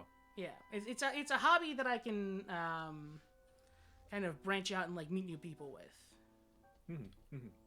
But yeah, I think if I stayed kind of at this this sort of small creator kind of thing, I think I wouldn't have an issue with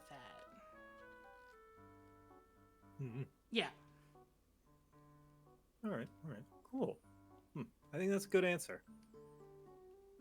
I ask everyone this, no matter who they are. It's very revealing. It's a very important question. It doesn't matter if you're a random nobody or if you're the producer of Final Fantasy XIV, Yoshi P himself. What's your favorite type of cheese? Cheddar. Ah, classic, man. All right, sorry. What do you identify? I'm sorry, I shouldn't. Man's fine. Man's fine. Okay. Man of classical taste. Okay, it's kind of basic. All right, but still good. Do you prefer mild or sharp? I think it has different strokes for different folks. I think mild for when I'm using it with like beef, or like tacos or like something like that. But sharp for like crackers and canapes. Okay. Yeah, given he just made it, I do like Mott's as a Il Italiano paisano. I do appreciate Mott's as well, but cheddar is still it's what I eat more of, I'll say. Okay.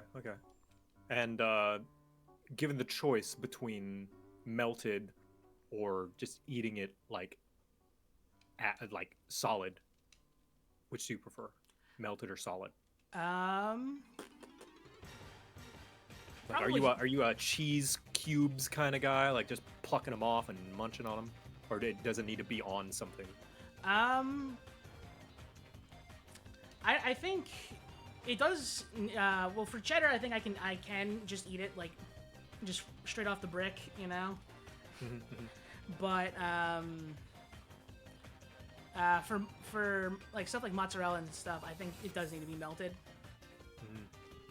Okay. Yeah. So cheddar off the brick, mozzarella melted. Okay, well, I think those are all the questions for me. That last one, importantly, will be a useful tool for your when we become enemies. And if you ever betray me, I will use that information against you. The cheese one. All right. Specifically. Yes. Try your best, I guess.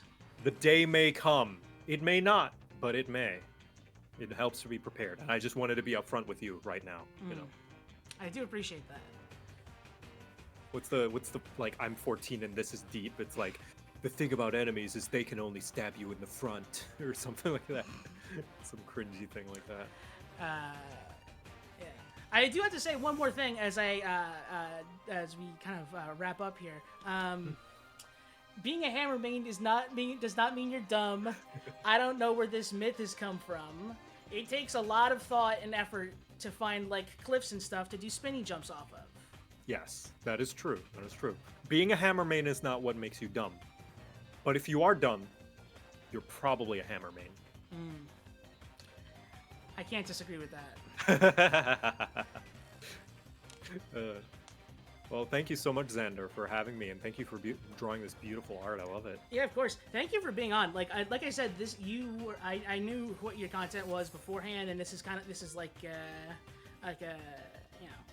like a meeting your heroes sort of thing. I was like, there's no way he's gonna agree to do this show. But well, I appreciate you having me on. I love doing interviews. They're fun. Yeah. Before you go, would you like to plug your various things? Where can people find you? What are you doing? That sort of thing. Yeah, so you can find me everywhere at Jocat, youtube.com/Jocat. I have 3 channels. I have my main channel where I upload kind of higher production value stuff, my stream channel where I upload stream VODs, and my VT channel where I upload highlights and shorts, and might do something with it, like Let's Plays, maybe. The next video coming out tomorrow is the follow-up to Project Ghost, where I did a live play, not live play, but a live stream playing it, showcasing it for the first time live. So look forward to that. I'm on Blue Sky. That's where I post a lot of announcements and art. And you can go to jocat.net. And my merch store, bestinslotgear.com. Just launched it. Only has a few things on there right now, but we plan to expand it as time goes on. All right, awesome. Thank you. Yeah, and if ever you're, come on, man. As thanks, as a little thanks. You're doing me the favor here, dude. You can't just. Thank you. And if you ever need a really dependable hammer on in Monster Hunter, let me know. Hit me up. I will. Yeah, I'll keep you. Yeah, I'll keep you tabbed. All right, awesome. So yeah, if you have any kind of, if you have like an outro that you like doing, I still don't have one. I need to work on that, but overrated. Yeah, very true. But yeah, thank you for coming to Drawn Yap, and I should send you guys somewhere because there are a lot of you for what I have. Who's online right now? Could I make a suggestion? Yes. Someone else who I stole things from, specifically my text-to-speech pet, the one that I like to credit as the one who popularized it with their chat cat, Miss Jackie CR. She popularized the streamer text-to-speech pet thing. Here's their name. And she's got Chat Cat, and I love Chat Cat. She also has like 7 models that you can swap between. She's great. I got all right. If there's another raid target you would prefer, that's totally fine too. No. It's not that. I just someone gifted 5 subs, and I just. Oh, yo, nice. Ahmed, thank you very much for that. Yes, I'm familiar with her. Yeah. Yes, she's okay. She's just starting soon. So yeah, we're gonna raid into her, and yeah. So thank you again. First to you, and then to everybody for being so nice about all of this. Thank you for having me on. Yep. Okay. And hi. There we go. Yep. But yeah, I will send you the file to this when I'll just send you the file to this. I can send you the just like the transparent with just your fella on it too, if you'd like. Sorry, one more time. I can send you the transparent like of just like the just your VTuber design on there too. If you Sure, yeah. Send me both the full piece and the transparent. I love it. Awesome. All right. I look like I'm about to drop a sick mixtape. Yeah. And yeah, have yourself a nice rest of the day. It's still pretty early for you, right? Yeah, a little bit. I'm gonna go get some lunch. Awesome. All right. Talk Peace to you out. later. Bye. Bye.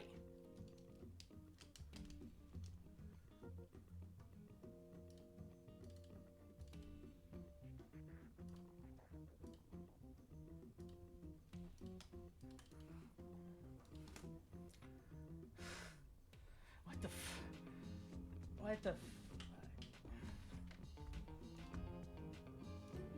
Online security is like one of the very highest priorities. With Spectrum, I don't have to worry about it. When my kids are on their devices, they are protected. Fast, reliable internet, starting at $30 a month. Hey there, everyone, sports fans, Galaxy lovers, and everyone else watching. Welcome to Galaxy Live's First and Fold, where we figure out which new devices will be the highlights of the field.